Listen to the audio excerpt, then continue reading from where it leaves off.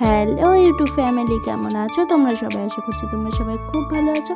তো আরও একটি নতুন ভিডিও নিয়ে হাজির হয়ে গেছি। আজ দেখাবো শীতের স্পেশাল নরম তুলতুলে দুধ পুলি রেসিপিটি কেমন লাগছে অবশ্যই পুরো ভিডিওটি দেখো। ভালো লাগলে অবশ্যই লাইক ও কমেন্ট করে যেতে ভুলবে না।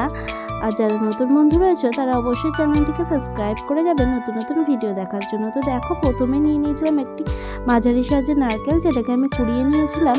তারপরে সেই নারকেলটাকে একটি কড়াইয়ের মধ্যে দিয়ে তাতে দিয়ে দিলাম পাটালি গুড়, মানে আখের গুড়। সেই আখের গুড়টা দিয়ে ভালো করে একটা পাক তৈরি করে নিতে হবে। নারকেল নাড়ু তৈরি করার সময় আমরা যেভাবে পাক তৈরি করি সেইভাবে এই গুড়টা তৈরি করে নিতে হবে।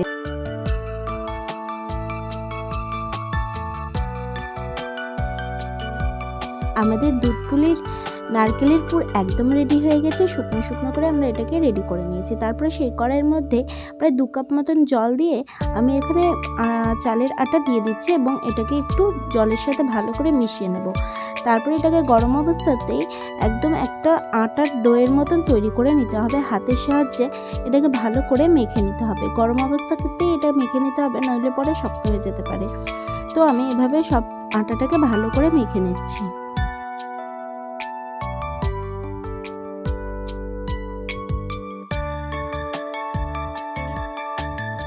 তারপরে আমরা সেই আটার ডোটা থেকে ছোট ছোট লেচি আকারে কেটে নিয়ে তার মধ্যে নারকেলের পুর দিয়ে সুন্দর ডিজাইন করে নেব দুধ পুলির। দেখো, আমাদের পুলি পিঠিগুলো সবগুলো কিন্তু রেডি হয়ে গেছে। এবার একটা কড়াইয়ের মধ্যে দুধ গরম করতে বসিয়ে দিয়েছিলাম।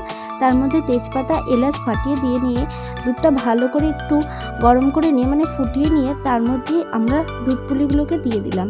এই পুলি পিঠিগুলো এর মধ্যে দিয়ে নিয়ে প্রায় 10 মিনিট মতন এটাকে সেদ্ধ করে নিতে হবে। সেদ্ধ হয়ে আসলে আমরা এর মধ্যে দিয়ে দেবো গুড়, খেজুর গুড় বা নলেন গুড়।